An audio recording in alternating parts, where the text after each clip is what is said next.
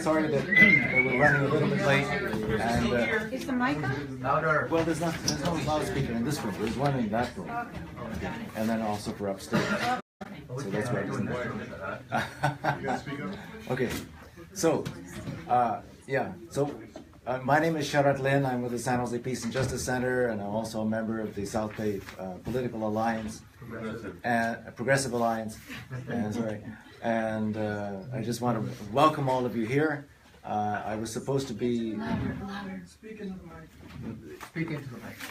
Can you hear me in the back now? Closer. A little louder. Or turn it on. Closer to.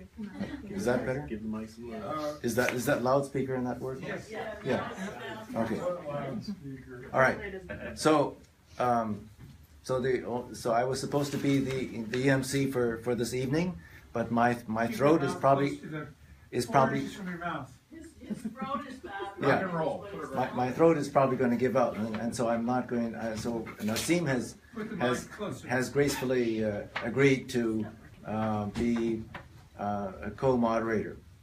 So that's what. But I do want, because of the significance of this event, of what we're doing here in California, I felt that I couldn't just simply sit on the sidelines tonight, right? I've been, many of you know that I've been advocating for decades against or complaining for decades about the two-party dictatorship in this country. And so, so yes, this has been going on for a long time, but why are we gathered here now? Why is this an opportune moment, an historic moment to organize and to collaborate on a whole new political venture? And so one reason is because the two monopoly parties, the Democrats and the Republicans, are at a point where both of them are showing unprecedented fissures within those parties.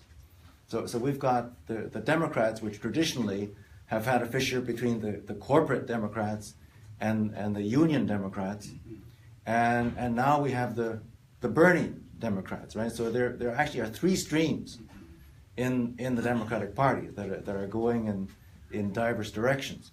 In the Republican Party, we have the evangelicals, we have the corporate Republicans, and then we have Trump's populism, right? And so once again, there are multiple streams that could tear these parties apart. What has happened in the election of 2016 is a demonstration that the American people want something different. We are tired of the same old thing from the establishments of these same two parties.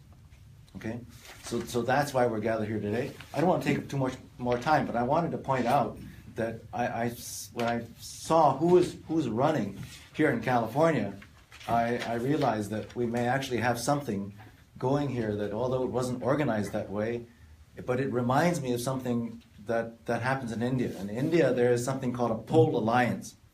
And so what a pole alliance is that, for example, if you have multiple parties on the left, they will agree that and one party will run for this parliamentary seat. Another party will run for that parliamentary seat. And so they don't compete with each other.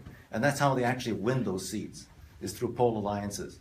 And so when I see that, Gloria La Riva is running for governor, Gail McLaughlin for lieutenant governor, C.T. Weber for Secretary of State, Kevin Aiken for State Treasurer, and Eric Rydberg for Secretary of State, you see that it's hopefully it's going to work out that way, and these people are going to get enough votes to really make a difference. So I'm really thrilled at this possibility.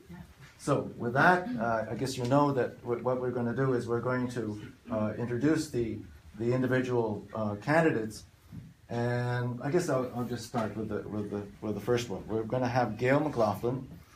Gail McLaughlin is the former two-term mayor and council member of Richmond, California. In 2003, she co-founded the Richmond Progressive Alliance, and the Richmond Progressive Alliance is an inclusive, diverse, corporate-free, year-round. That means it works between elections for a progressive organization based on people's values rather than party affiliation, and that runs corporate-free candidates for local office. So none of their candidates take a dime of corporate money. Gail has never, and Gail also has, of course, never taken a dime of corporate money, and has repeatedly triumphed over over the money, the massive amounts of money, millions of dollars that Chevron has poured into the elections in Richmond. Over her 12.5 years of elected service, Gail has won many awards for her leadership. She is currently a corporate-free candidate for Lieutenant Governor of the state of California. Yeah. Would it be possible if I could stand? I don't know if this could be adjusted. If not, Sure. I'll stay seated. But Sure. that was easier. I could look at people a little better. Oh, there we go. Comes right up. Okay. Perfect. Thank you. If we get the chair that tape up. It's blue tape. Yeah, there we go. Okay. All right. So thank you so much for that introduction. And to reiterate, I'm Gail McLaughlin, former mayor and council member of Richmond, California. I'm also a co-founder of the Richmond Progressive Alliance, what we call the RPA. And the RP, well, first of all, let me say was stated, I served 12.5 years in office as a corporate-free elected official. And I was able to make so many accomplishments because I had this organization, the RPA, behind me, with me, working together so that we can accomplish so many, really a significant transformation of our city. And the RPA is an organization that came together based on our progressive values, putting party affiliation aside, Greens, Peace and Freedom Party members, Progressive Democrats, those with no party affiliation. And we had had enough, so we came together to become the leaders that we were waiting for. 1 minute left? 2 minutes? Yeah. I thought I Was did it 10 2 minutes. Oh, okay, never mind. I was wrong. Okay. I was wrong. Okay, 10 minutes for the introduction. Okay, so some of the accomplishments that we were able to accomplish in Richmond well, first of all, let me say, before RPA, Chevron had control of the whole city council. It was a city council purchased by this big oil refinery in our city. It was also known as a high crime city. And so we had some challenges. And over the decade, little over a decade that RPA has been in existence, we accomplished many things. We accomplished getting a minimum wage increase to $15 an hour. We passed the first new rent control law in California in 30 years. We reduced crime dramatically, a 75% reduction in homicides over the 8 years I was mayor. We got many environmental initiatives passed, including being part of a community choice energy program where now our residents get their energy from cleaner and greener sources. We also we're #1 in the Bay Area for solar installs per capita. We also got fair taxation from Chevron, $114 million in additional taxes. That's what you can accomplish when you form a progressive alliance working together with corporate-free elected officials. And today, I want to mention, one person can't do it. You have to put more people in the city council in order to have the votes, right? So we kept electing more and more city corporate-free RPA council members. Today, we have 5 corporate-free council seats out of 7 on the Richmond City Council, a super majority. So we showed it can be done in Richmond, and if it can be done in Richmond under Chevron's money might, it can be done anywhere. So let me segue now into this campaign for Lieutenant Governor and what prompted me. So first of all, after the RPA, started making all these gains, this past November, once we got our supermajority, people started asking us, how did you do it in Richmond? How did you get to this point? So we started giving presentations. I was a key presenter, going city by city, And it became clear that if we ran a statewide race, we'd have a larger stage. You know, the message of how to build and encouraging people to build progressive alliances would go much farther. So I decided to run for lieutenant governor, a corporate-free campaign for lieutenant governor. And this, in essence, is an organizing campaign. I mean, it has two purposes. It's an organizing campaign, and it has the electoral side of it, because I'm running to win. So the organizing side of it is to keep encouraging the development of progressive alliances. You here in Santa Clara County have the South Bay Progressive Alliance, one of the first progressive alliances that started emerging, you know, after RPA, and congratulations on how far you've all come. There are many, there's about 6 or 7 that have emerged beyond that over the past several months. San Diego Progressive Alliance, North Coast, San Francisco, so many. Thank you. And so, you know, we want to keep doing this building of progressive alliances, and also encouraging our revolution groups. I have the endorsement of 28 Our Revolution groups. That's the group that Bernie Sanders launched.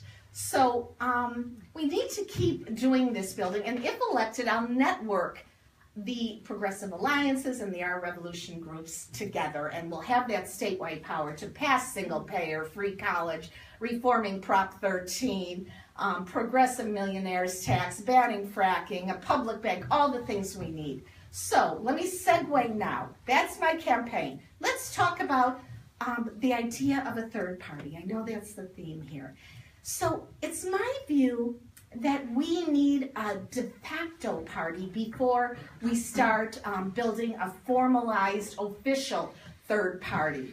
Now, I think the way to get there is by building a corporate-free coalition of people who understand the need to get corporations out of our electoral system, and people that understand the need of working people and that having an agenda of working people's needs. And you know, of course we're not going to bow to the corporate-controlled Democratic Party.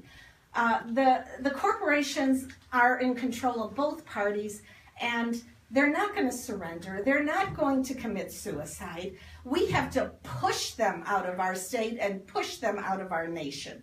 And that's the agenda that I'm working on, to connect people in terms of a corporate-free democracy and corporate-free elected officials.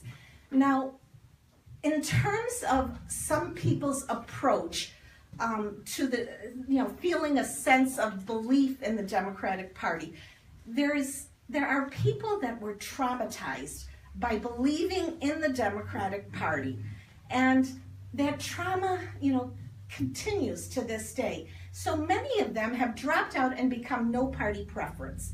I used to be a Green. I'm a no party preference. I changed to vote for Bernie and stayed no party preference. Now, no party preference people, registrants, are the largest growing voting sector.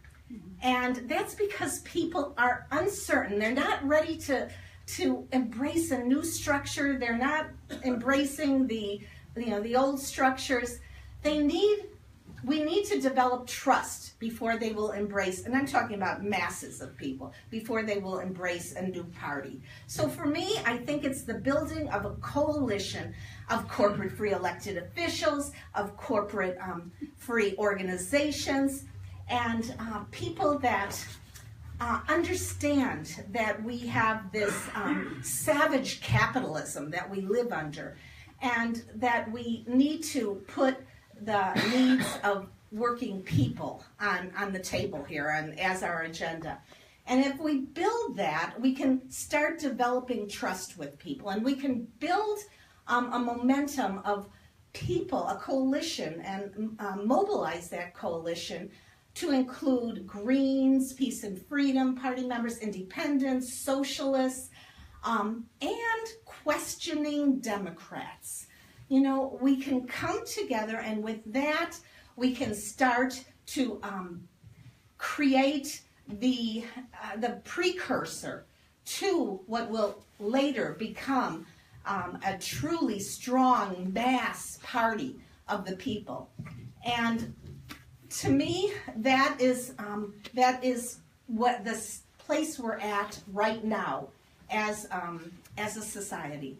And certainly in California, you know, we have some battles ahead of us. We are the 6th largest economy of the world, and the corporations aren't going to let go of the 6th largest economy in the world very easily. But we can keep pushing.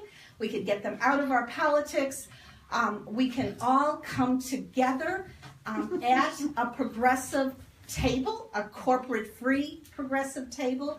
And from there we could decide what deliverables. People need deliverables in order to understand that a new structure can happen and can be their new structure that they can be a part of. So if we come together, pick 3 deliverables: single payer, education, you know, banning fracking, then we can really begin to educate and make the revolutionary introduction to the American people. Thank you.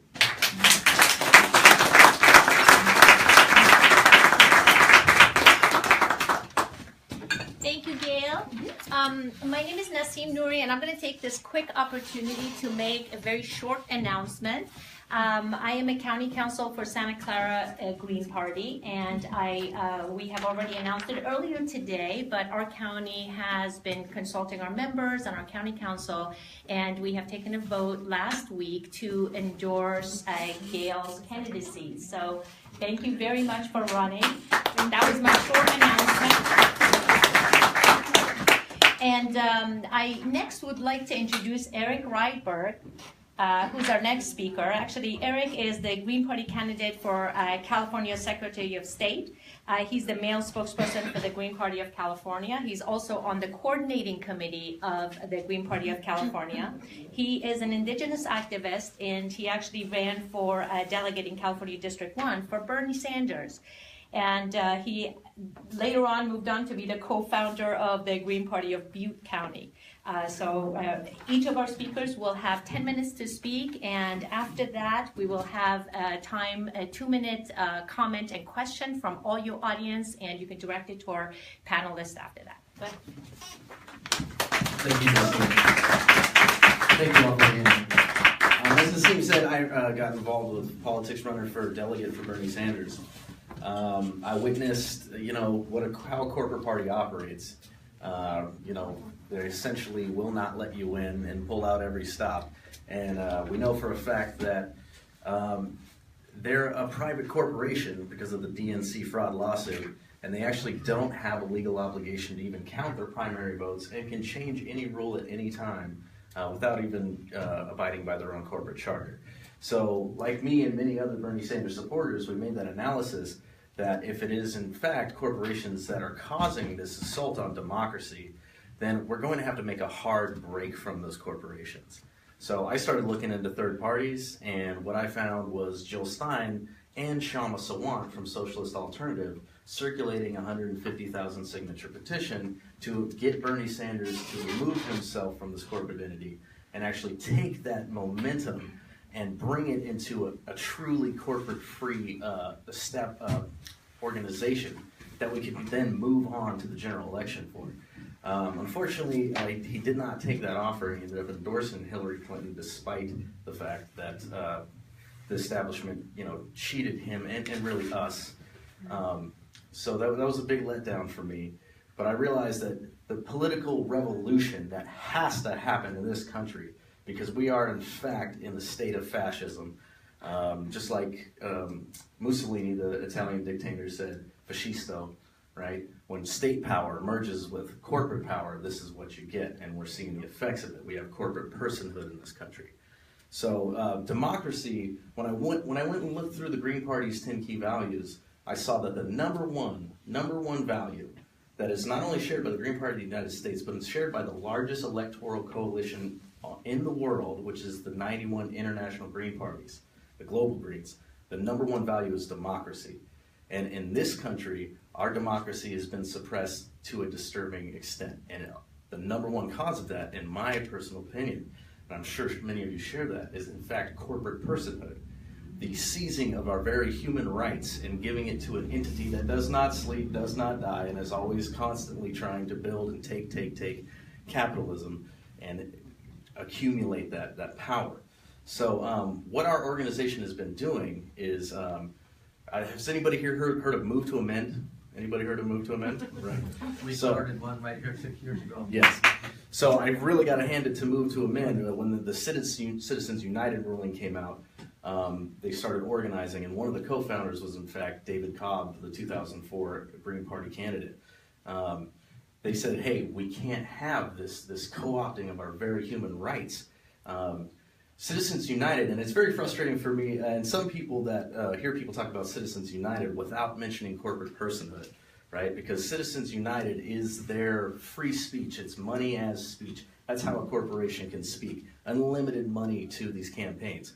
But if you don't overturn corporate personhood, we're just going to get some kind of Citizens United, right? We have to take their human rights away from them, right? So I would encourage everybody here to look up Move to Amend. Look up the We the People Amendment, which is a constitutional amendment that actually says only living, breathing human beings have human rights. And this will be a major, major step in taking back our democracy. Now, the reason I chose the Green Party is because I saw what it takes to actually create a third party. You have to get ballot access. You have to create a national committee, which is actually very difficult. There is no fast way of going about doing these things. And especially if you don't take corporate money, because then you gotta go do it all mostly volunteer time and then small donations. So it takes a while. So when I saw the Green Party and I saw the coalition that was already built between Shama Sawant and Jill Stein to say, hey, we need a mass party for the 99%, that's when I started looking into it. And when I looked through those platforms, I saw, hey, this is totally in line with my beliefs. I am a socialist. This is green socialism. This is not only acknowledging that the oppression of capitalism is affecting my people, indigenous people, African Americans. It's oppressing women, it's oppressing children, it's oppressing everybody that's not in that 1% where all the money gets funneled to. So I looked at the Green Party and I said, you know, not only do we have to have a mass party for the 99% in this country, but we in fact need a global movement if we want to stop climate change. And that's when I started looking to all these other countries, and I said, hey, the Green Party has the largest coalition ever built electorally.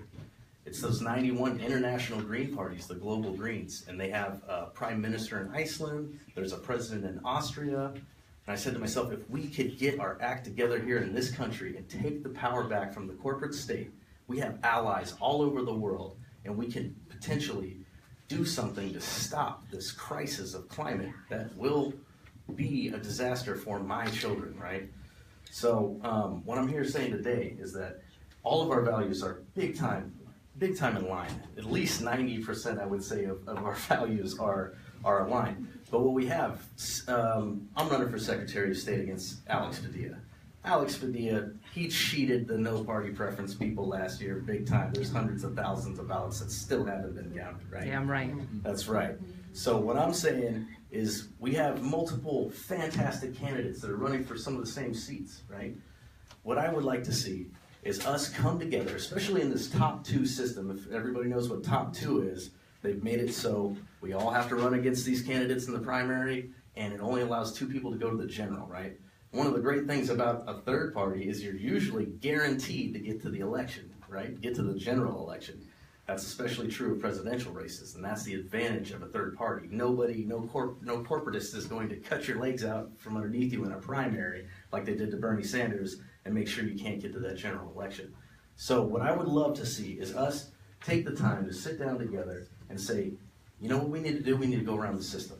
We need to have our own independent third-party primary system where we all get together, put forward our best candidates, we democratically vote for them, and the strongest candidates that emerges from Peace and Freedom, from the Green Party, from the Justice Party, from the African People's Socialist Party, the strongest candidate that emerged, let's all unite behind that one person and put the strongest candidate forward to actually take on this corporate duopoly.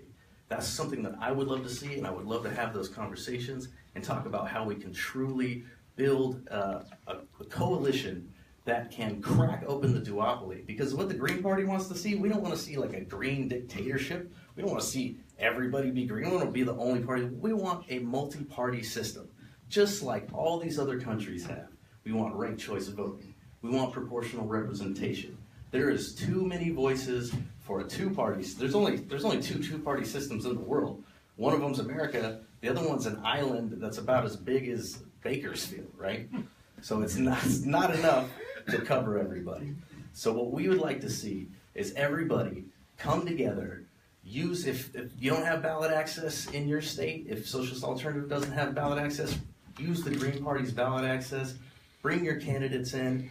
Let's find the most strongest that we can actually put up against this duopoly so we can crack that system, so we can get in there and put in ranked choice voting, so we can get that proportional representation. And then we can all have what we all truly want, which I believe is a multi-party system, to where we can all have our voices heard.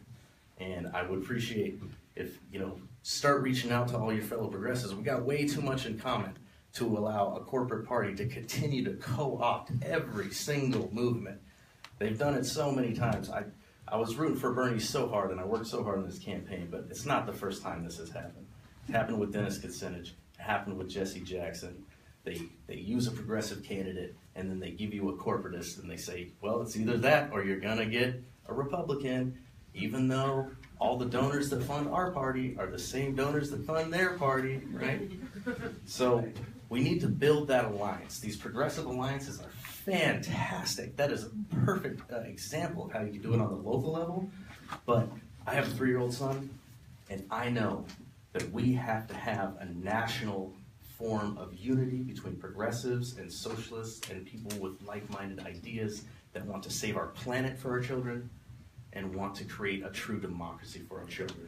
So please, let's all start talking to each other and see how we can work together to break this stranglehold on our democracy. Thank you.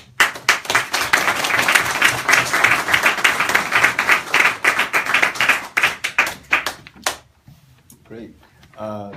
So next I'm going to introduce Gloria La Riva. And Gloria ran twice for governor of California on the Peace and Freedom ticket in 1994 and 1998. And she was the Peace and Freedom presidential candidate in 2016. She is also a founding member of the Party for Socialism and Liberation and is the first vice president of the Pacific Media Workers Guild. And I had the great opportunity to meet her, interestingly, in Havana during one of her many trips to Cuba, when she was on the U.S. Committee to Free the Cuban Five. And I also had the opportunity to travel with her to North Korea on a fact-finding tour in 2015. So, Gloria.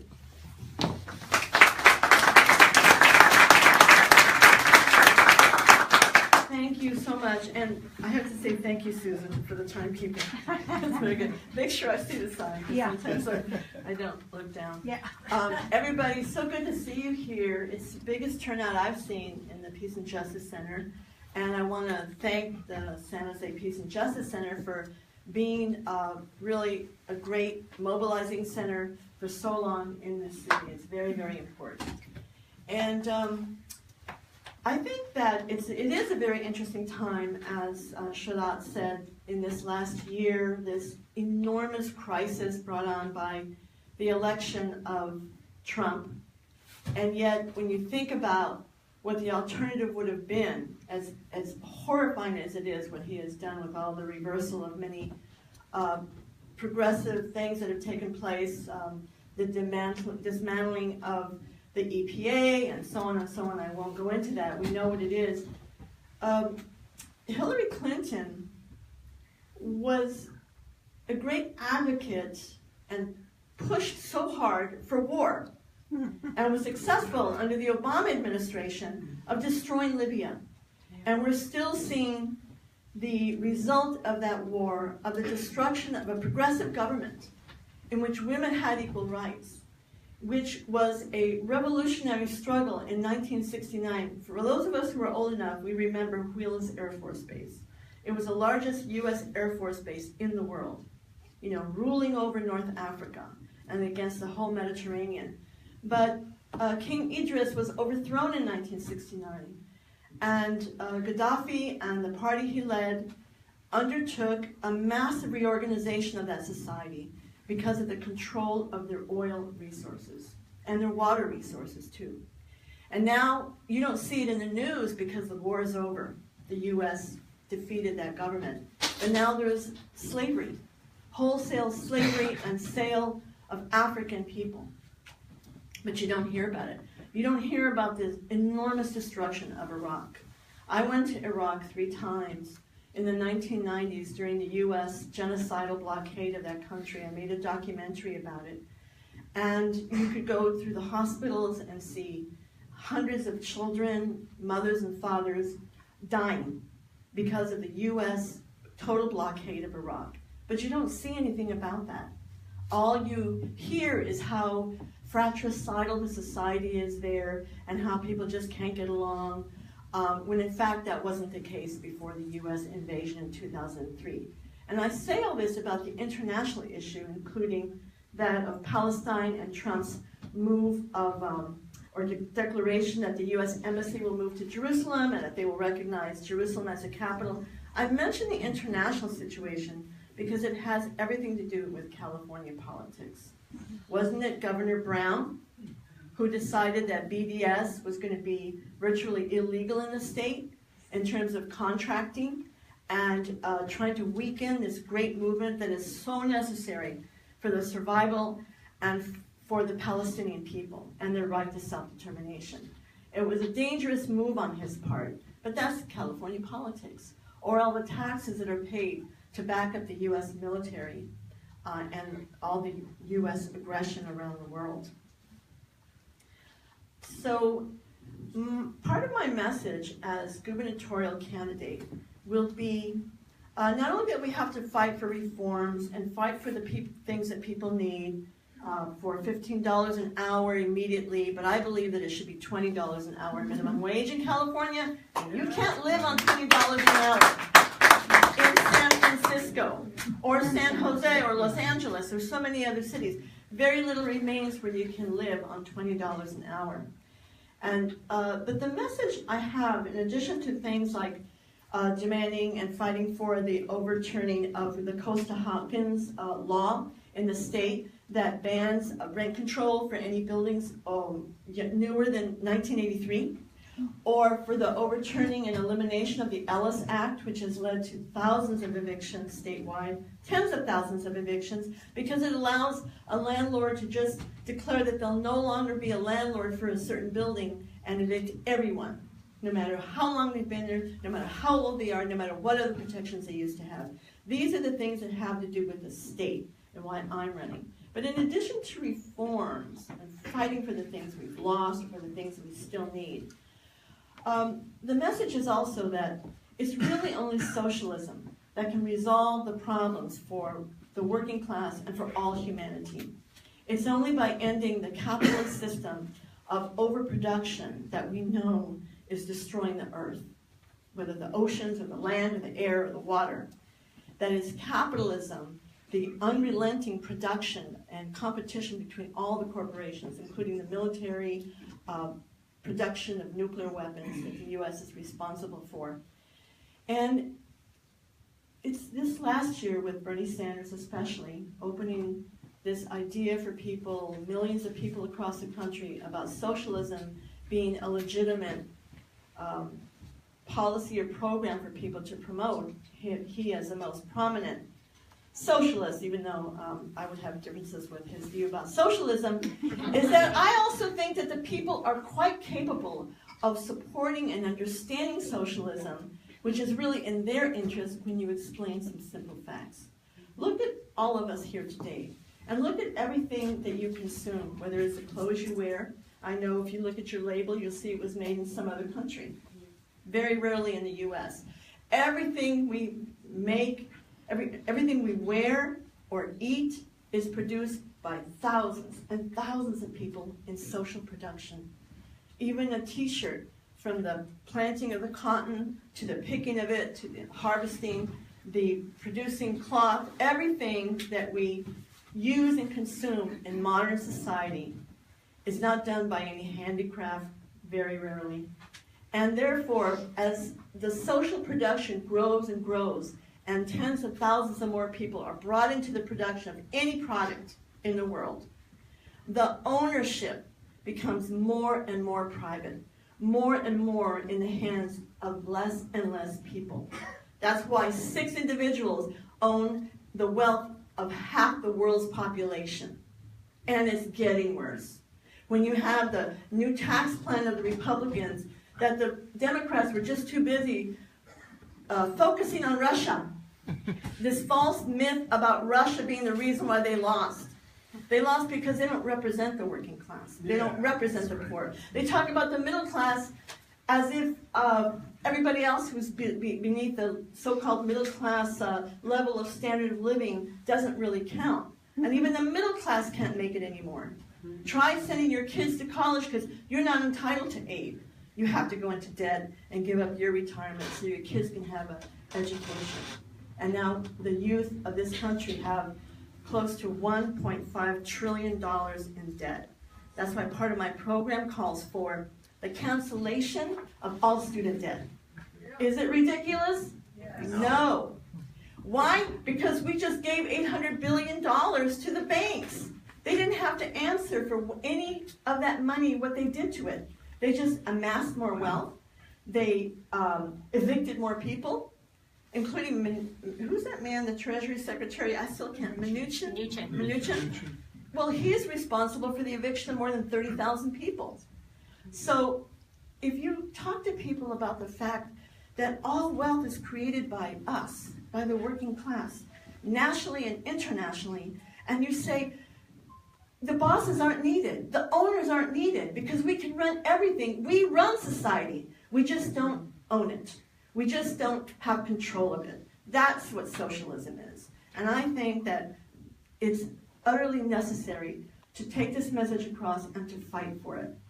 I agree that we need reform in elections, but it's getting less and less democratic. It's becoming more anti-democratic, and we have more Supreme Court decisions coming down the line to deny women the right to abortion, to deny workers the right to a union, to deny us the right to democratic elections, which I don't know when they ever existed. And I'll say one more thing about the elections. In this race, and the races that we've run before in Peace and Freedom, we call for the rights of the undocumented to vote. We call for full rights for the undocumented, for all immigrants. We call for the rights of all those people who've been disenfranchised, including the fact, in this country, by the way, there are about 35 million people, adult people, who are not allowed to vote because they're ex-prisoner and live in states where they're not allowed to, because they're the 17 million permanent residents. We talk about the undocumented, but the permanent residents are 17 million. They don't have the right to vote. That's more than 10% of the population. My talk is over.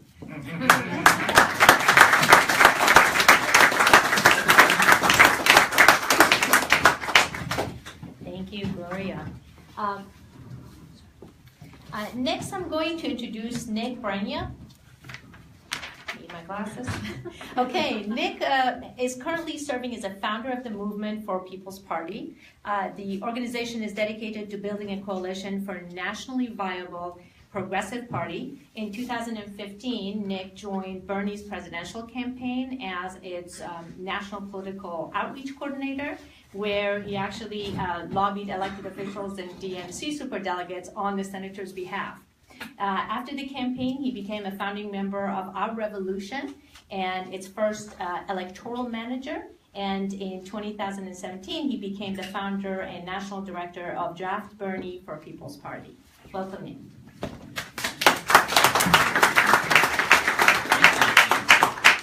And since then, we have become the Movement for People's Party just as of a month ago. It's so great to be here in front of all of you, to see this turnout, to be here with these great candidates who are taking it to the two-party system. At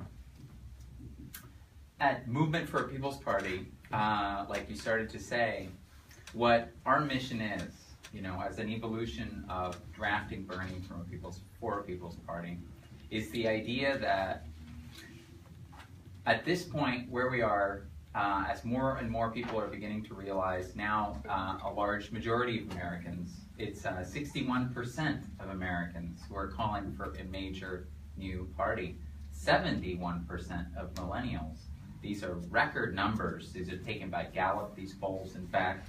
And the questions, when you actually read the questions of the polls, they're written in a way, and the methodology is constructed in a way so as to suppress the number of people who are saying it. So it is truly remarkable that many people are coming to this conclusion now. And when we switched over from Draft Bernie to the Movement for People's Party, we held a conference in Washington, D.C., the Convergence Conference. And we gathered about 400 progressives from across the country, including dozens of progressive luminaries like Shama Sawant, Cornel West, Jimmy Dore, and we talked about what is it going to take to really break through the system that we have now. We arrived at 3 points of agreement, and so there's multiple different organizations here speaking. It was us, it was the Green Party, Socialist Alternative, many different groups, and we said, what is the foundation upon which we can build something, a collective People's Party that can actually overthrow a major party, because the United States is a two-party system, and the way that a new party comes about, it takes power. By replacing an establishment party. And we arrived at 3 points of agreement. The first was that in order to achieve our progressive vision, we need a party that actually stands for it. That's simple enough. That actually represents it. But it needs to be said, because the Democratic Party and the Republican Party do not. They do not. The foundation for designing their platforms is not what's in the best interest of the people, it's what's in the best interest of the donors. And in any new party, which leads to the second point of agreement.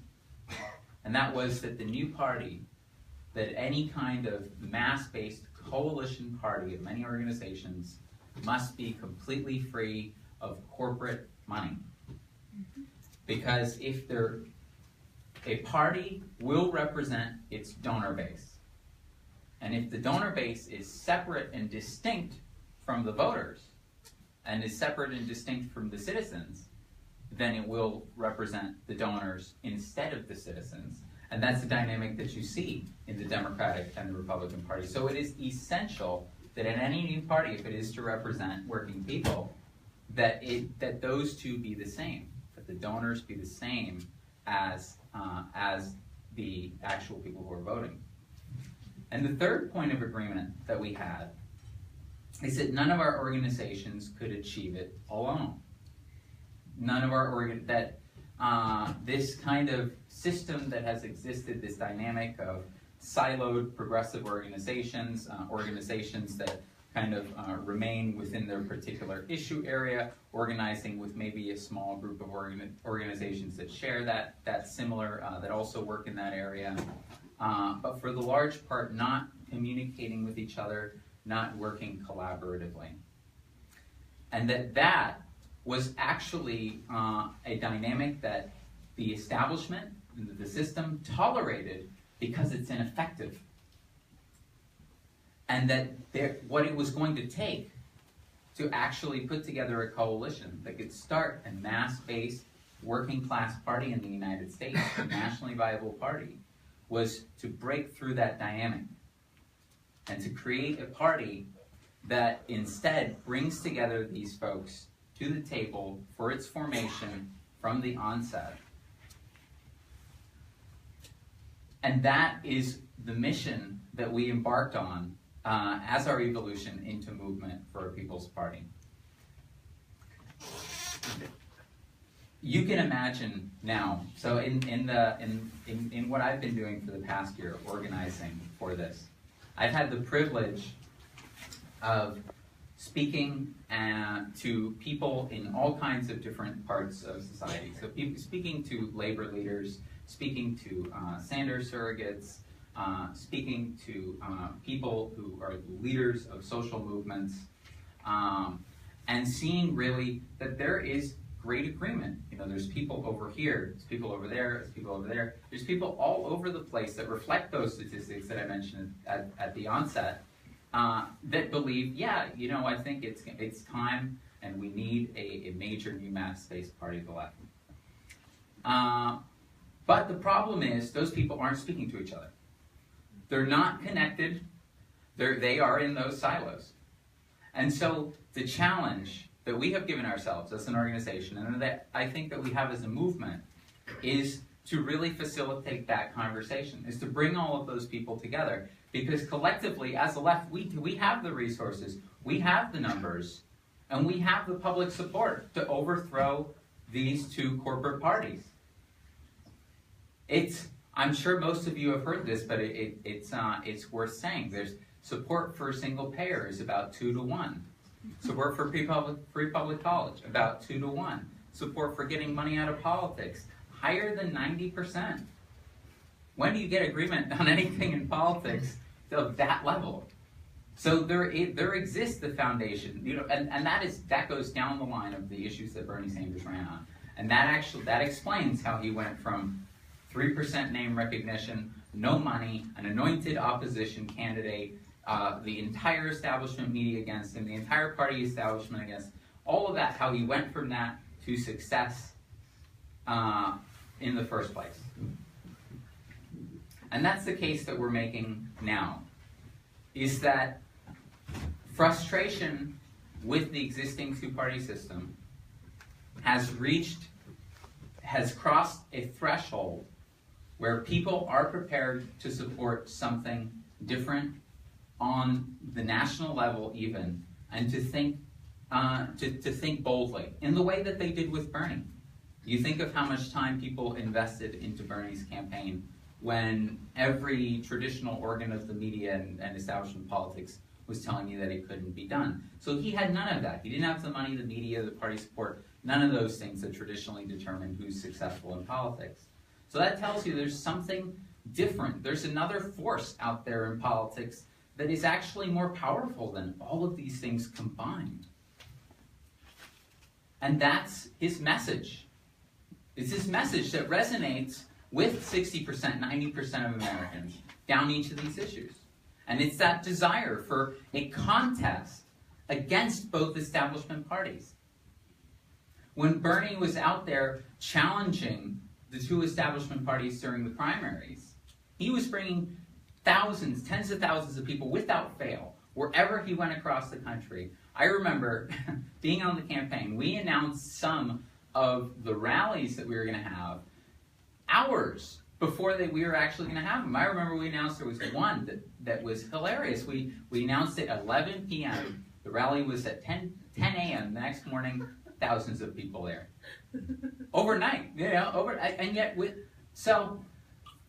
and yet when it came time for Bernie to, when the primary ended, Bernie had to make a decision about whether he was going to stick with the Democratic Party, what he was going to do with all of this energy and momentum that he had built up to this crescendo, or whether he was going to really go independent. Bernie decided to endorse Hillary.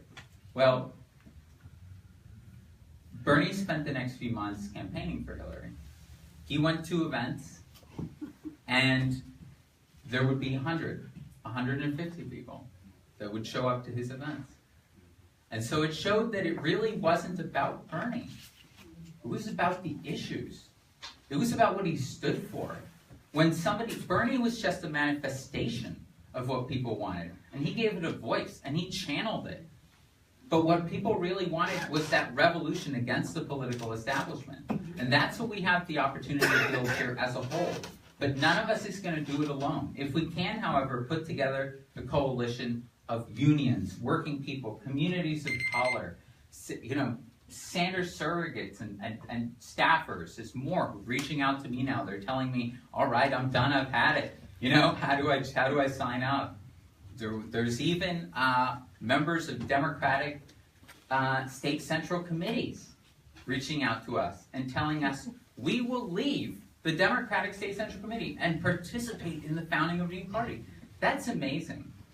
Because the last thing that I'll say is that when in looking back at our own history, at how it was that a third party actually replaced a major party, that the Republican Party replaced the Whig Party. What happened there is that it was a split inside the existing Whig Party. It was over its refusal to support abolition.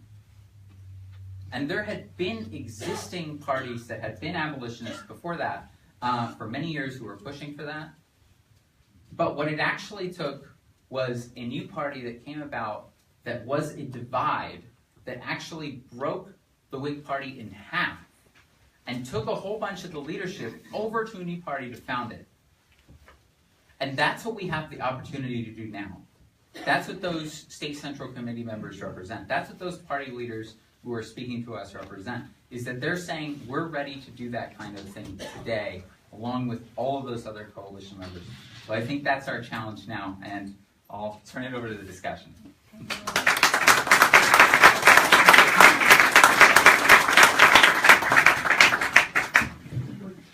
Thank you very much, Nick. Please join me in a round of applause for our panelists.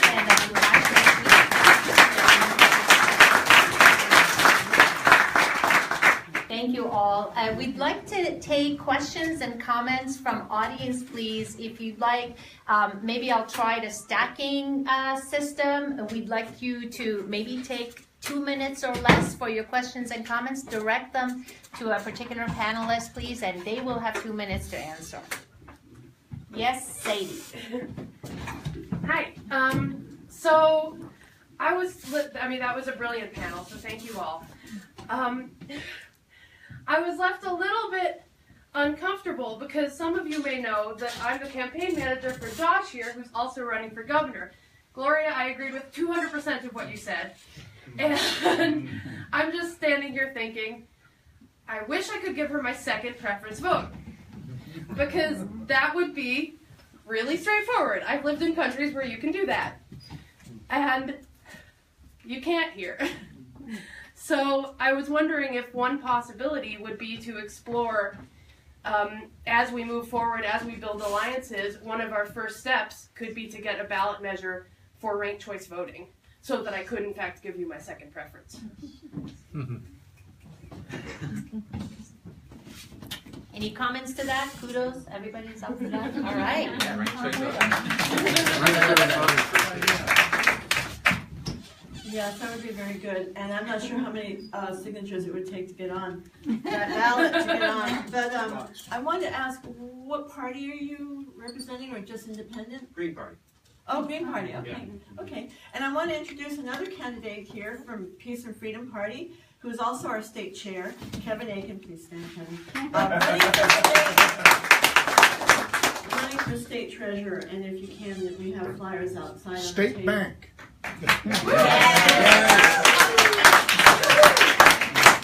Socialist solution.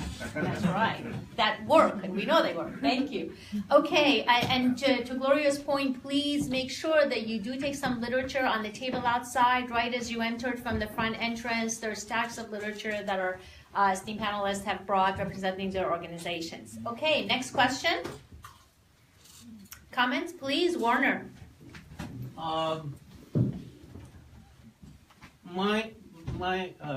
My name's Warner Bloomberg. I've been a Green since 1994. Before that, I was registered Democrat, and when I first came to California in 1976, I registered Peace and Freedom Party. And before that, I was involved with something called Independent Voters of Illinois, which was a non-party organization that supported candidates that essentially were known as reform candidates in the 1970s. So I want to suggest that, one, political parties do not run candidates. Candidates ultimately are self-selecting and decide to run, and in fact have a major responsibility for running and being successful or unsuccessful in their own campaigns. So I want to ask for comments about the idea of not necessarily working towards forming a new political party, but forming perhaps a statewide and perhaps, as was suggested here, nationally even, an organization along the lines of the progressive alliances, such was formed as was formed in Richmond. So I'd be interested in hearing comments from the panel. So I'll comment. Thank you for that question. I absolutely agree that that's what we need: coalitions and alliances before we get to that official party effort.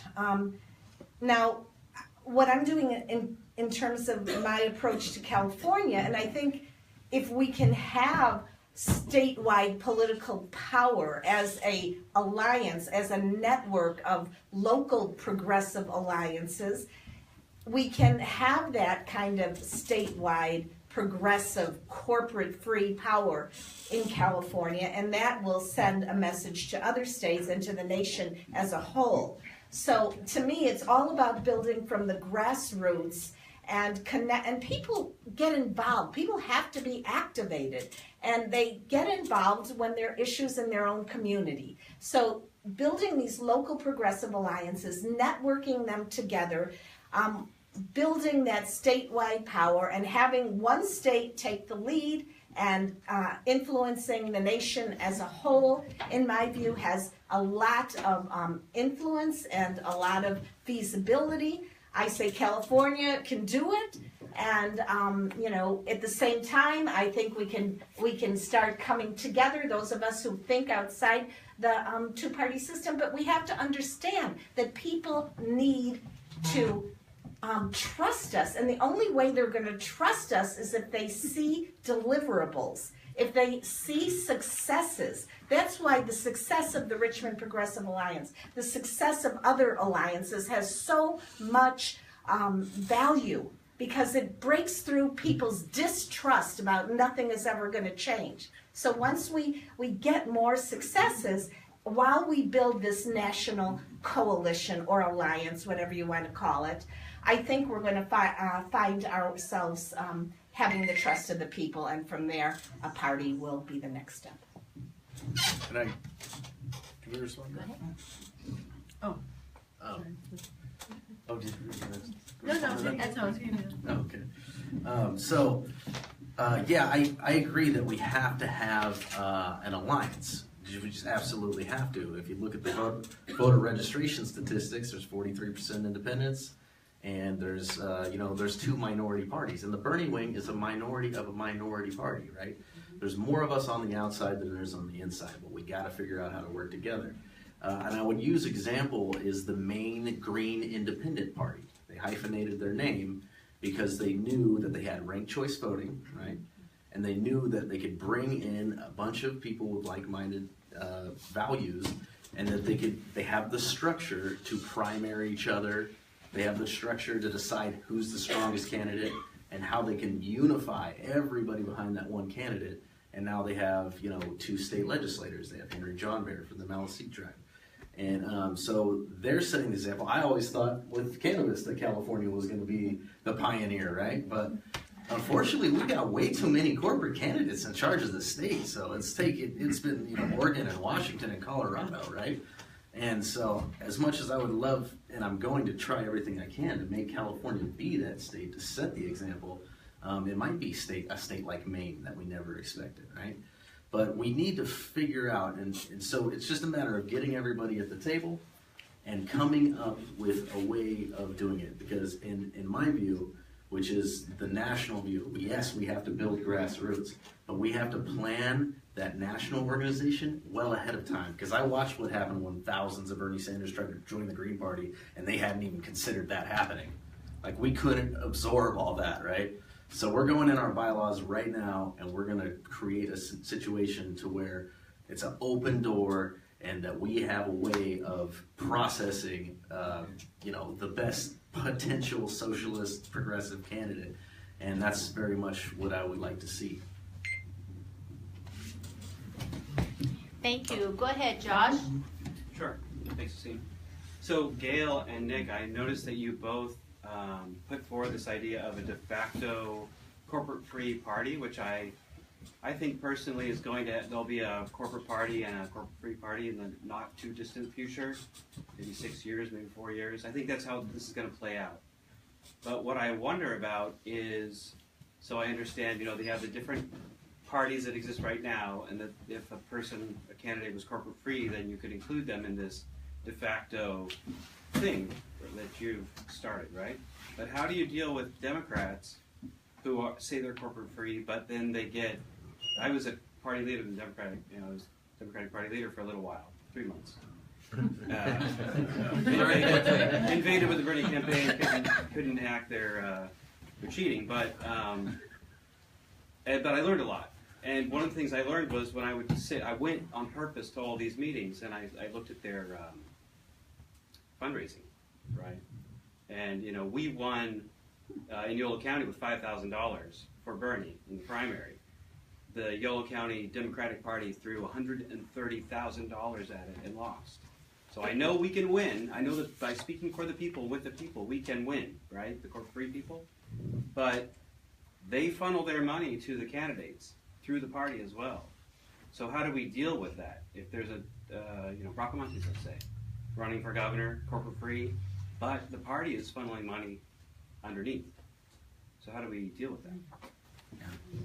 Could you repeat the question? I'll repeat the question. In a few words.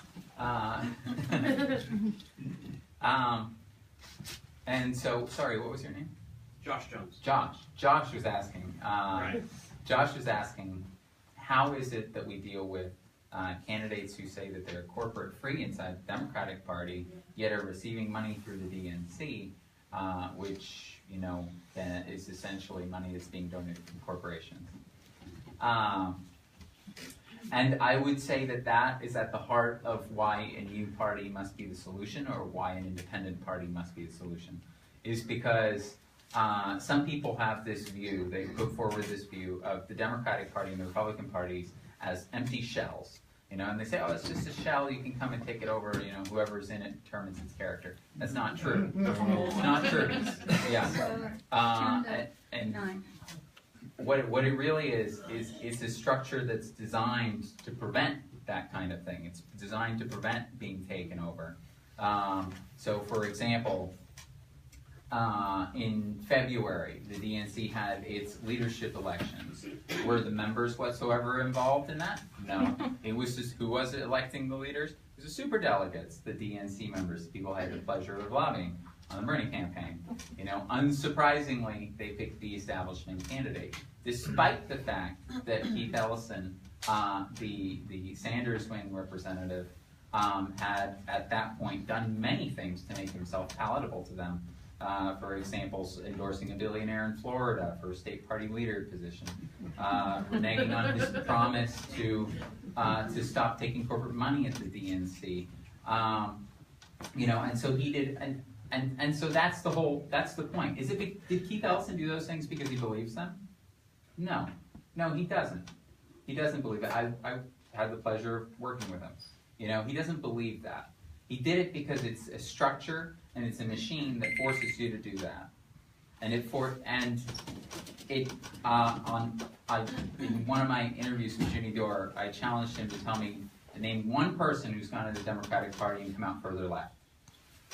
It doesn't happen because it's a structure. The structure is the problem. We're not missing honest enough politicians. It's the structure as a whole. That's why it has to be outright replaced. I would like to answer. Let me comment, and then you could as well, if that's okay. Because you mentioned me, Josh. What I'm calling for is a united front of corporate-free individuals, corporate-free candidates, corporate-free elected officials. It's true that the corporate-free Democrats are getting some money, but the corporate-free Democrats are not going to be getting much money from the Democratic Party. It's the corporate Democrats that are going to get the money from the Democratic Party. It's this battle of the within the Democratic Party, and it's the Bernie-crats that are really pushing yes, they believe they can take over the party. We have to reach people where they're at. And so we need these people who believe that the Democratic Party can be reformed. We need them to come to our side. We need to bring them, if they have that corporate free sensibility, we need to bring them to the table. So I'm saying a united front of people who understand that corporations need to be out of our electoral process, and from there we will strategize and we will work through how we get to that place of a new party. I mean, people come to understanding the need for change in different ways. I mean, people come to the Green Party from, their sense of experience in one way. Other people come to Peace and Freedom. Others are just in this uncertain place and they become MPPs because they don't trust any party. So I think we need to embrace people who are getting it, that corporations need to be out of our politics. And that is the winning issue to me, getting corporations out of our politics. And if we have a coalition, a united front, that where people understand that concept, and then we start bringing forward other concepts, just a few deliverables or something, success breaks through people's distrust when they see that candidates can't be bought, when they see that organizations stand apart from corporations. They're going to be more open to a party. And I think we need a huge amount of people. We don't just need leftists that are already got that sensibility in their minds. Sorry, Gloria. Oh, that's okay. Yeah, I think I have a different view about the issue of what comes first. And I think that if we look at the very near past, but also even from the time of the 30s, it's the social movements that drive any kind of change in politics. And I think while the individuals here, myself and ourselves in Peace and Freedom Party are working, fighting for any kind of possible reform in the electoral process, is becoming more anti-democratic, and that's really the trend. We could elect, let's say that we could elect a few anti-corporate members of Congress. What do you have? You have like the full power structure. The U.S. elections are designed to keep the capitalists in power. And when you challenge it and you get closer, they find a way to shut it down. Yeah. I worked on successfully in 1988 in getting a Socialist Party on the ballot there through a federal lawsuit, and the legislature just changed the law and kicked everybody off the ballot that was a minor party. I mean, we see 1,000 examples of it. So I think that we have to recognize that while we work on elections and run for any elections, the key is also the parties being involved in social movements. Black Lives Matter, Standing Rock, to help promote those and be part of the struggle. And I don't think that the whole left and progressive people are going to be able to change things by being involved in it, but we need to help provide program, show solidarity, be with the struggle of the people. And I want to say one thing. I think it's great that $15 an hour got passed in Richmond, but it first came from the low-wage workers. And that's not to say that that work wasn't important. But a few years ago, we would say $15 an hour, and people would go like, oh yeah, you can say that, but that's kind of ridiculous. And it was the McDonald's workers, the Walmart, and the unions, SEIU and others, that made it a reality and forced a lot of cities to go, okay, we'll give you $15, but like in 5 years? And they did it, they co-opted it. The Democrats, by the way, are the great co-opter of many social movements, and anyone with an illusion will be swallowed up and disappear.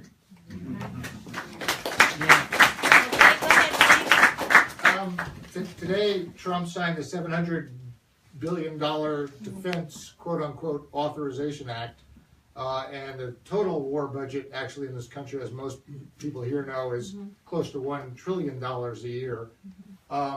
So to me, any movement that we put together, or we have already put together, opposition to war, to imperialism, to war spending, has to be at the heart of it, because all of the things that were mentioned, free college, free health, good, low cost or free health care for all, none of those things are going to happen while this country is spending $1 trillion a year on war.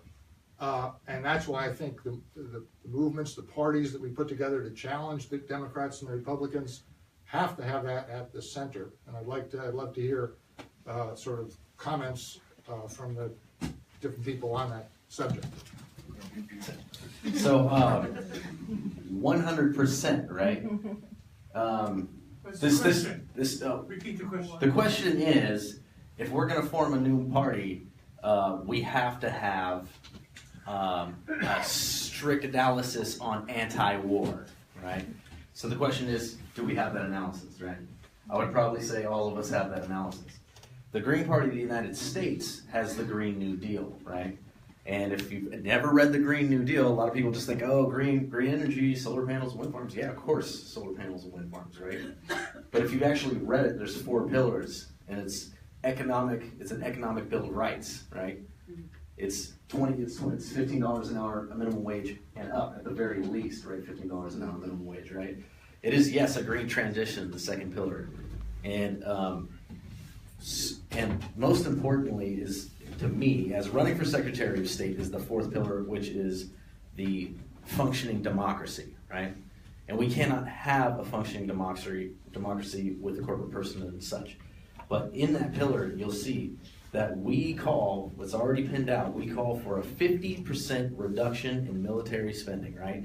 And now there's lots of conservatives out there that are gonna be like, oh my God, 50%, right? We're talking about 2001, prior to these regime change wars, we were still spending more military than any other country in the world. But by simply cutting that military spending by 50%, we would stop the regime change wars, and we would have a budget enough so to give us health care for all, to give us free college tuition, right? And to do something about housing for people that are dehomed in this country. It's insane, right? But beyond taxes, right, and beyond cutting the spending, which all of that needs to happen, the rich need to pay their fair share, and we need the Eisenhower tax, to be honest. And he was a Republican, 90% corporate tax rate. It's time for you to pay your share, right? So, but we are a monetarily sovereign country. If we can spend $600 billion for war, we can spend whatever, we can print it whenever, and we can move to a green transition and stop these wars immediately. So please read the Green New Deal. So I'll quickly say, yes, and of course we have to always push that whole war thinking back. And as mayor, I always took the local to the global. We always talked about why we aren't getting the money from the feds that we should be getting, because the money's going to war. And you can continuously do that. You can draw the links from the local level to the global, and you must.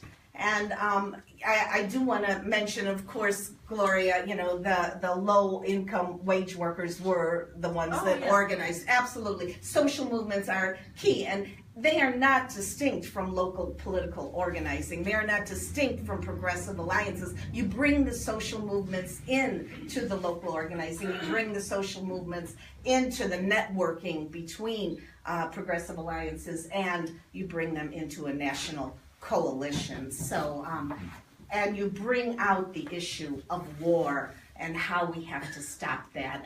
And you work with the corporate-free elected officials to bring those resolutions to the city council to say we have to end this war, that war, all wars. It makes a difference. We have to think big. We have to think large numbers of people. And that's the way we're going to educate the public, and they're going to be ready to embrace us, and we have to have the successes. And the successes will show people that it can be done. I mean, people want action. They don't want just theory. They don't want just ideas. We have to show it can be done.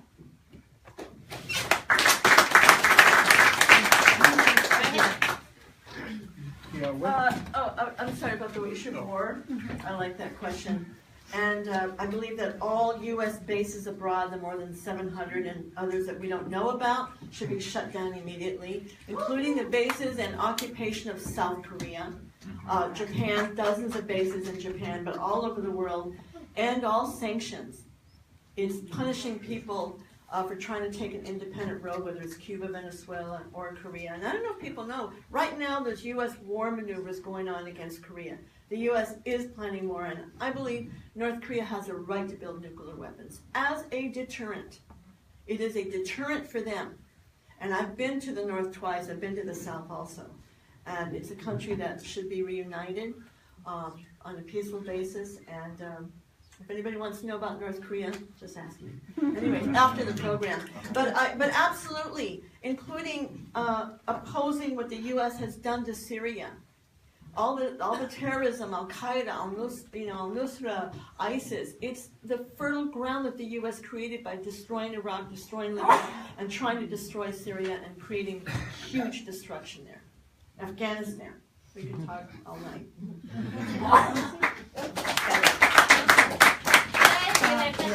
Why don't you give the mic to Kevin? Yeah. Since he's right in front. I'd like to get into a couple of nuts and bolts things. Turn around, Kevin. No, turn around. You're doing great. Turn around, face the audience. Yeah, I'd like to get into a couple of nuts and bolts things that explain why parties do certain things at certain times, why parties on the left do certain things at certain times, even if you might not think they make sense. Sometimes they're reacting to the structure of state laws. But first, I just wanted to mention that we also have a candidate for Attorney General, Adrienne Bracciali of Redlands in San Bernardino County. She's a defense attorney.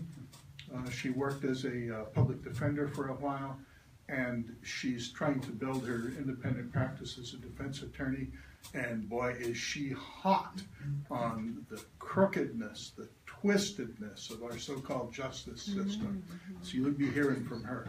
But one nut and bolt thing is candidates need money for certain specific things. They need money for filing fees because the lower in lieu signature requirements for third-party candidates were eliminated a few years ago as part of the aftermath of the top two thing.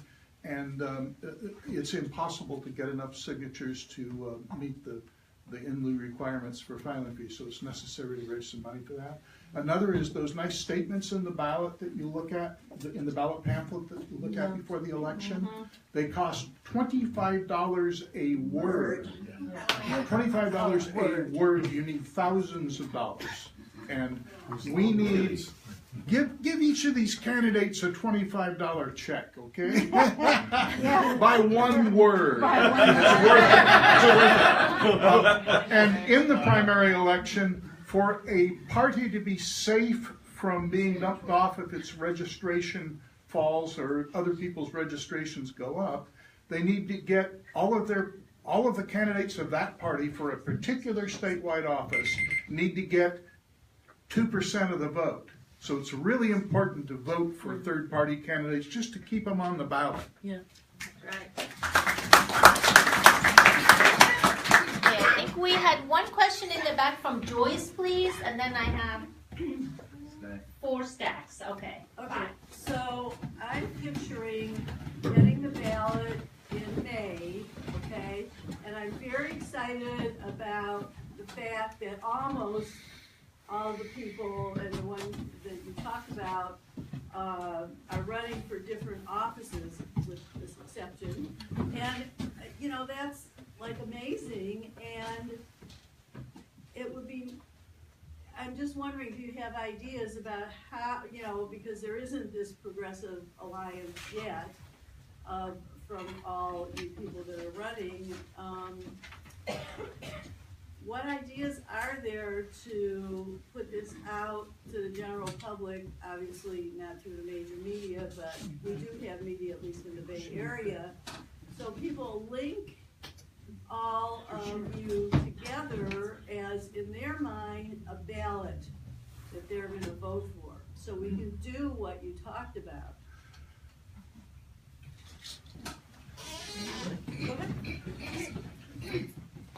So it would be extremely difficult to put the structure together before June, right?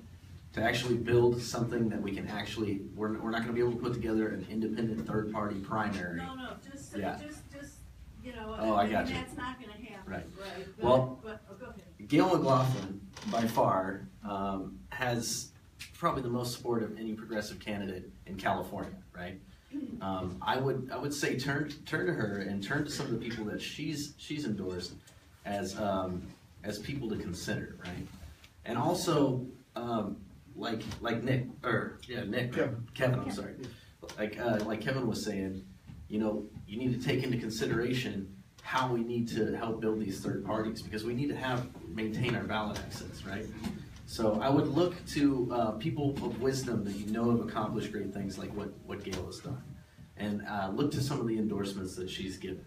But then think about the parties and the values that are out there, like Peace and Freedom Party, and understand that, you know, we need your help. We need your help in this time of restructuring, really, where progressives really, really, really want a new third party. We need everything we can to stay alive and make it through this election so that we can come together, put something together to where, yes, there will be in the future a ballot line of progressives where we've all come together and put together the strongest people we possibly can. And that's what we have to do. We cannot remain divided. Fascism is not going to allow us to remain divided. This has happened before in the Russian Revolution. It happened before in Nazi Germany. The left couldn't get their act together, and fascism took over. And look what happened there, right? We cannot fail. We cannot fail at this. We have to unite, and we have to do this as soon as possible. I agree. I agree with Eric about the issue of there's not much time. This is a very limited period, and unfortunately, because of Prop 14 and the top two, just about everyone's going to get knocked off the ballot in June. You know, we were on the ballot for governor in 1994-98, and we're not going to be this time. To provide a program and ideas for people, which they were so excited with Sanders. So for Peace and Freedom Party, we're the only socialist party on the ballot in California and across the country. For us, it's very, very critical that a socialist party remain on the ballot. And so our work is, frankly, related to getting the petitions, as Kevin was talking about.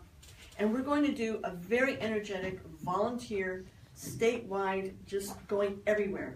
We've done it before, and we were excited in the presidential campaign. I received more votes than any socialist in 40 years, including in California. And we're going to do that. The energy, we have plenty of great young people who've joined Peace and Freedom Party in the last year. The way that the movement has risen up, because of Sanders, because of Occupy and all the things that have taken place, Black Lives Matter and so on. So I think that's where we're really at. And I gotta say, and I've run for office a few times, and I've always thought it was important that there be more than one progressive candidate. Mm-hmm. We're not in competition with each other. The more that the public says, wow, she's not the only one who says that, and somebody else agreed with her or him, that is very important. I think coalition is vital in every way, but we can also have our independent stance on many issues. And we also reach, like it's a quilt of reaching more and more people. Thank you for your question. And I'd like to comment on something that Eric brought up, and that's the electoral cycles.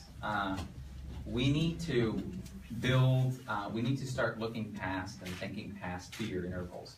You know, it's for so long the movement has been thinking in terms of the 2-year electoral cycles, and what we've been doing is we've been putting all of our energy kind of into these campaigns, which amount to, in a lot of ways, pop-up organizations, especially inside the Democratic Party. You build them up. There's a lot of, there's a lot of volunteering that goes on into that. There's a lot of fundraising that goes on into that. But when it ends, there's very little to show for it. And so, whereas that energy could have been spent instead building an alternative. And so, I think that's, what we need to be devoting our energy towards now, is building that long-term alternative. We also need to recognize that, of course, right now, we don't in the existing progressive third parties, we don't have the numbers to create, even combined, adding us up, we don't have the numbers to create something that that would, be greater than the Democratic Party or Republican Party. But we need to, but that in looking abroad to what's happened in a few countries, like Spain, like in Greece, in France, is that in just the past few years, deeply entrenched two parties that had simply traded power back and forth for many years have now been brought down by those types of coalitions. Because when you gather organizations like that together, when they have come together into coalitions, these have been coalitions not just of existing parties, because again, that's not enough, but social movements, that they have actually added up to more than the sum of their parts. And they have had an appeal that was greater than any particular one on their own. And a lot of that has to do with creating a center of gravity. And so in general, how we as Movement for a People's Party view kind of the independent progressive landscape is that we have a problem of economies of scale. There are thousands of organizations out there, but that they're not collaborating. And the question, as we've been talking about, the mission is to bring enough of them together that you create a center of gravity that can start to roll away, that can start to snowball, can start to gain more and more people. The last thing I'll say is that for a long time, I think we have to embrace a kind of political imagination that we haven't had before. And we have to be willing to think that we have opportunities that we didn't have in the past, given the level of support, given the Bernie Sanders campaign, now given the level of support for third parties. And that there is great risk of not acting too. It's not just an opportunity, but it is potentially a great risk, because the electoral vacuum of non-representation has grown so large that it fuels the rise of demagogues like Trump. We saw what happened in 2016 when the right wing was the only anti-establishment alternative. We saw what happened when Trump won.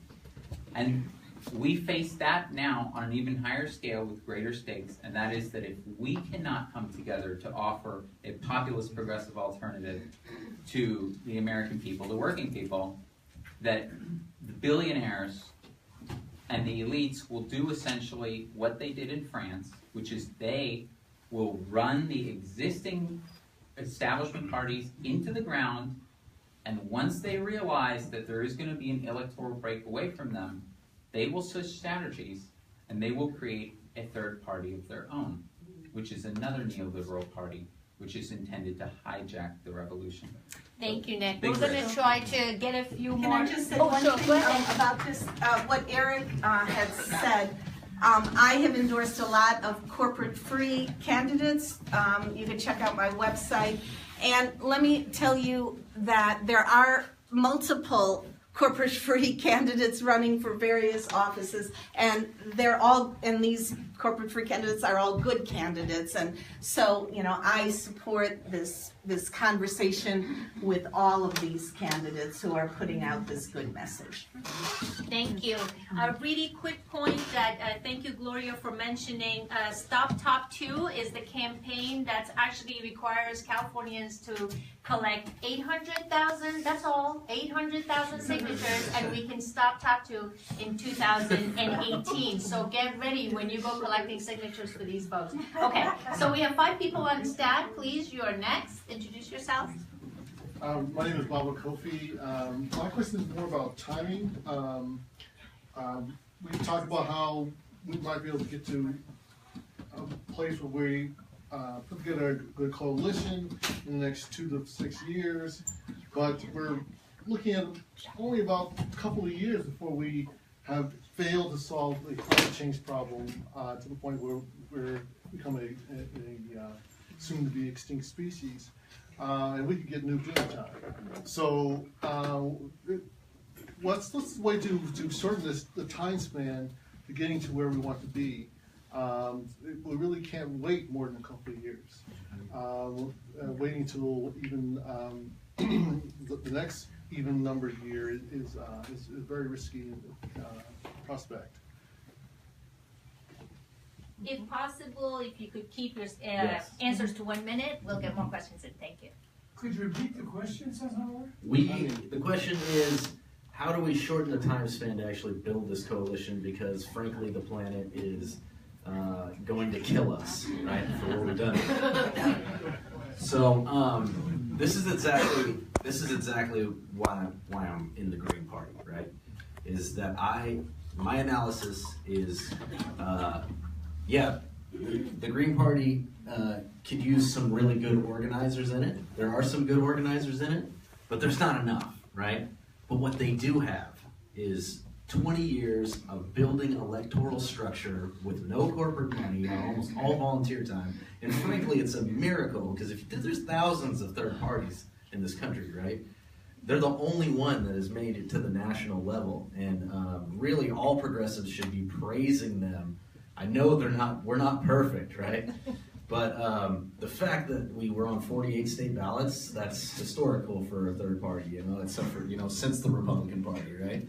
So what I'm saying when I'm talking about these independent third-party primaries is saying that the structure is there. It's a vehicle, right? It is a vehicle, right?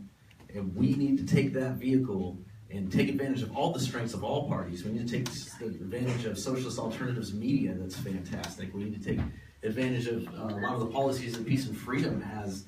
But we need to use a vehicle to actually crack that two-party duopoly as soon as possible, because we have no time to wait, right?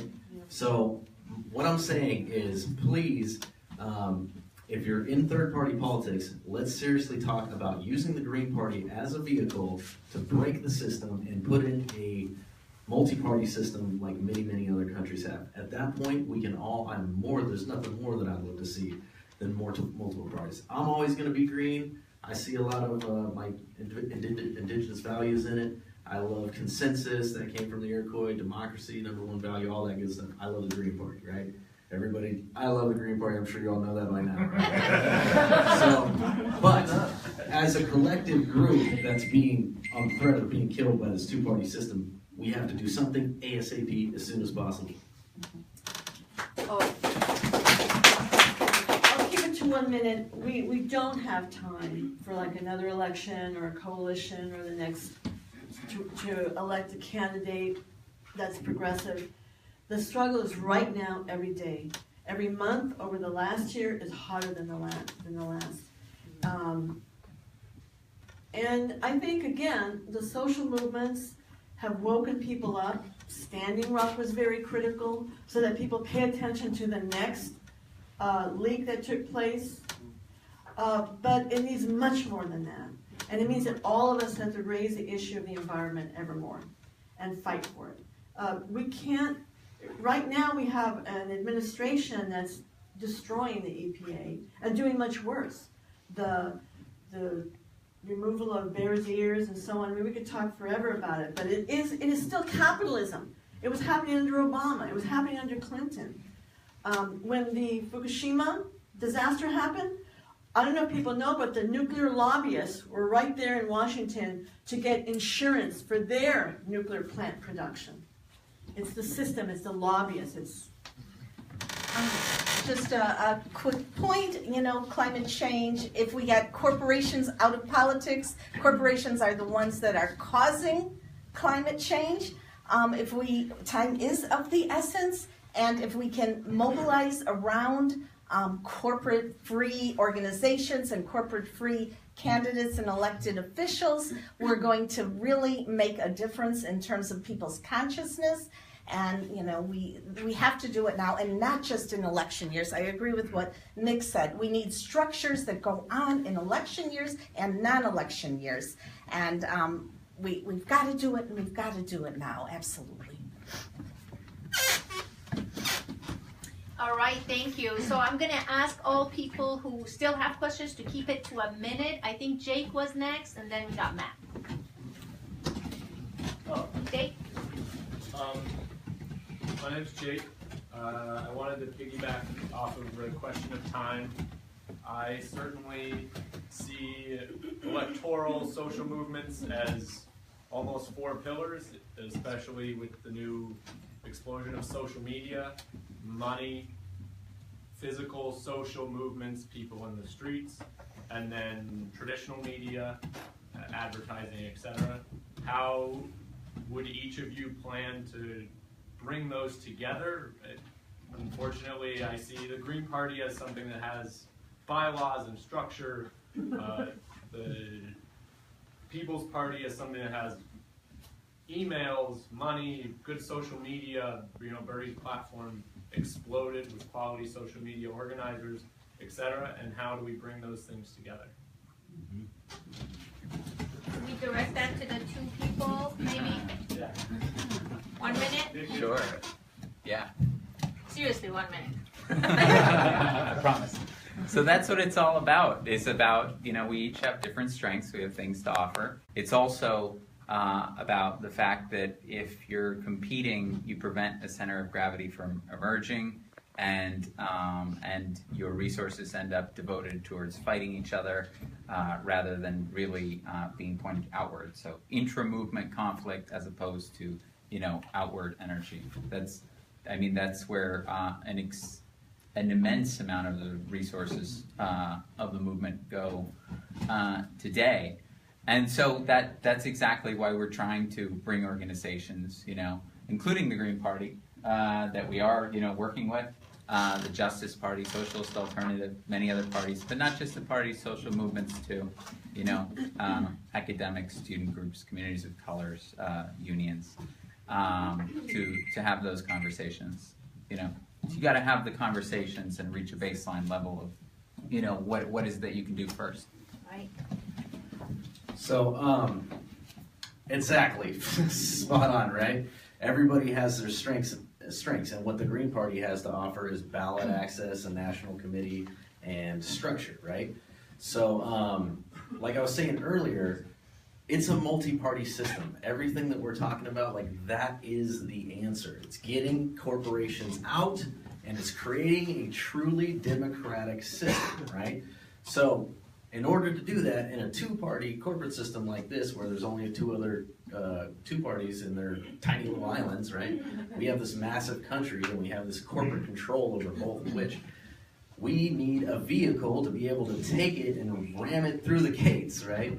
Once we get in, we can do ranked choice voting. We can do we can do all kind of stuff, but we have to have a vehicle to break that, right? So what I would suggest is, if you don't have ballot access in a certain state and you're running with the People's Party, use our ballot access. Run as a populist green, right? If it's Socialist Alternative, run as a Socialist Green. Peace and Freedom Party, if we can give you ballot access, Peace and Freedom Green. Use the vehicle to break in, and let's change it so we can all do what we really want to do.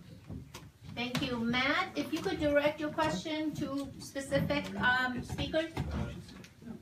Yeah, so I just want to say, I think I'm by and large in agreement with Gloria on a lot of the aspects of where social movements fit in. And I've heard a lot of discussion on, you know, breaking the duopoly and cracking the 2-party system and changing the whole political thing. You know, but the economics in the social system isn't directed by the political structure that lays on top of it. By and large, that structure comes out of the underlying social system. So I guess I have 2 questions then, and one is actually directed, I guess I'll put it to any of the, what I would consider the more electorally focused ones. And that is, what do you see the role of the party in social movements, very specifically? And then a question specifically to Gloria, given the recognition that you give to social movements, how much energy does your particular party put into the electoral process, and would that energy be better redirected into the social movements? I think there's room for both, because you don't run all the time on elections. It's a certain particular period. I would like to see the thing also about social media was the only race and the only campaign not mentioned in that 1.5 inch thick voter handbook this last year in California was a presidential. Because it was denying any third-party candidate the right to have a voice or even pay $25.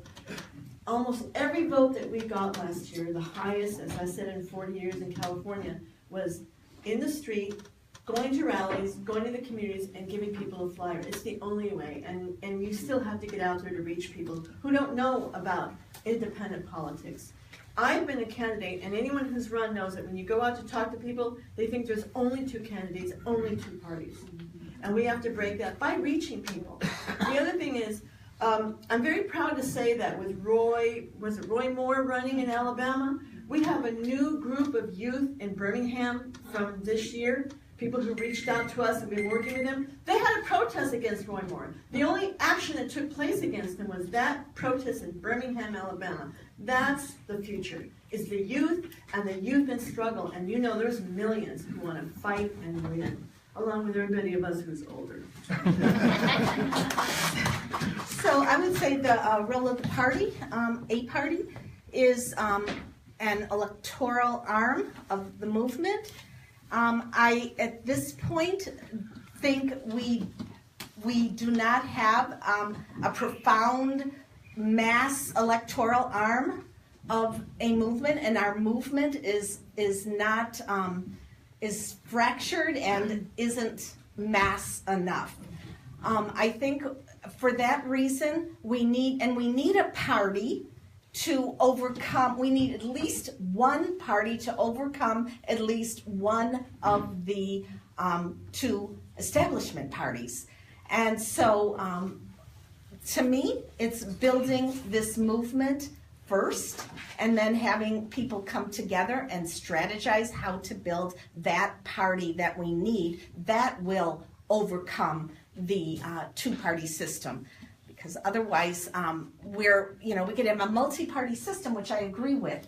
But if none of the multi-parties are going to be able to overcome at least one of the two parties, it's not gonna help us. So. I agree. The party needs to be an extension of the social movements. It needs to be a complete reimagining of what a party is. Democratic and Republican parties are not actually democratic themselves. The party needs to be democratic internally in its very structure, because a non-democratic internal party is not capable of creating, of representing working people. And that's why you see things like the Democratic and Republican parties hyper-centralized. The Democratic Party, for example, it is Tom Perez, the chair alone, who controls the budget of the party. That's how centralized it is. Not even the DNC members have control over it. And so in reimagining what a party is, you need a party that elects its leaders, you need a party that elects its officers, you need a party that allows recall of those leaders and officers when they stray from the vision of the membership, and you need a mechanism of holding candidates accountable to a platform as well. And the ability to disown candidates that stray from that. So I think those are all elements that you need. So to answer your question about electoral politics working in tandem with social movements, right? I'm really lucky, and there's a really good reason why I'm in the Green Party. One of my mentors was C.T. Lawrence Butler, who was a co-founder of Food Not Bombs, right? He was part of the nuclear fights in the 70s. And he's the one that actually helped bring consensus to the Green Party. Before it was even the Green Party, it was the Green Committee, right? And the whole point that the Green Party got put together by the environmentalist / nuclear movement, anti-nuclear movement, was to do exactly that, to actually build an electoral arm of the movements, right? Now, obviously, after Nader left, that caused a real big problem, and we have been slowly bringing ourselves to get our act together since then. It's been tough, and we're lacking vision, honestly, right? But right now, there's like 6 Bernie delegates that are running in the Green Party of California. We have the analysis. There's 4 of us that are on the coordinating committee, and we intend to do that, is make it what it was meant to be, which is an electoral arm of the movement. Okay, thank you. I'm so sorry we're not able to finish our stack because we're already past time. I believe there are 2 short announcements that we wanted to make. John? John Bernie, will you come up here and make your announcement, and then I have a quick announcement after that. Hi, everybody. Just a quick announcement. As Kevin pointed out, we need to collect a lot of signatures to get the Peace and Freedom Party candidates on the ballot. And we're going to start out on Sunday, this coming Sunday, isn't it? Yes. At 10:30 in the morning. We're having a meeting here, and then we're going to go out and do our initial petitioning. And we expect to be continuing that for a number of weeks. Something fell down. No, it's Saturday, John. Anyway, it's Saturday, sorry. Saturday at 10:30. Any of you who would like to help out are more than welcome to join us, and we urge you to do so. As Kevin said, we need to get at least 2% of the vote in one of the statewide races in order to stay on the ballot. The Peace and Freedom Party has been on the ballot most years since 1968, and we perfectly are sure that we will continue to be on the ballot, with your help. Thank you, John, and we love to keep Peace and Freedom on the ballot too, so let's all do that. And my quick announcement is also, thanks to Kevin again, please do donate to corporate-free candidates. I think that's the overwhelming resonance of clarity we hear among us, and we heard from our candidates today. And I am delighted to see this is what a corporate-free, multi-party government would look like. This is what I want to hear, and as a citizen, as a voter. So thank you, all of you, for being here and sharing your passion and that clarity in the approach to fix what ails us. My quick announcement is that the Green Party would like for all of you to come and party with us. We're putting the party back into the Green Party every once in a while. That's Tia's favorite thing. This Saturday, it's 6 to 9 at Vito's Pizza in Sunnyvale. So please check out our website. There's literature out there. And one call for you before you go. There is a bucket that's going around, and this phenomenal facility that we're in, thank you to our host, San Jose Peace and Justice Center. So we're going to ask you to please make a donation to keep this the home of progressives everywhere. Thank you, and Sharat's going to say what. So, yeah, so first of all, Is this the bucket? yeah, so there's a bucket. Just please show that bucket. And so, first, let's give a final round of applause to our guests.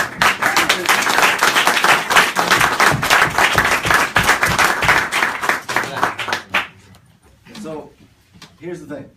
Now, are you energized by what you've heard here tonight? All right. Can't hear you.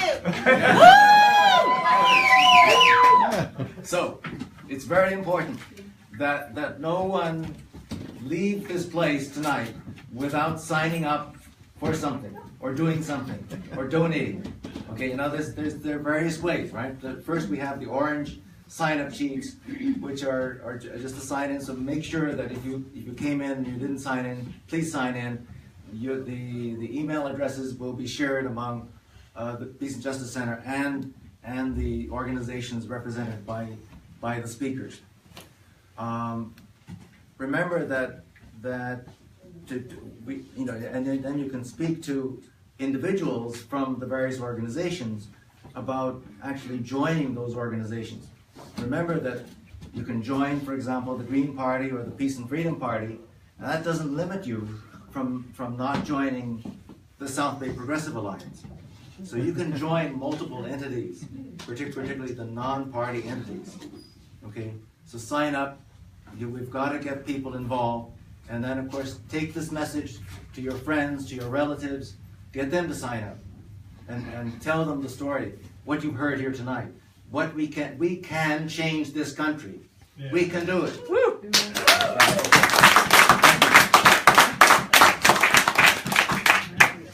Where is the bucket?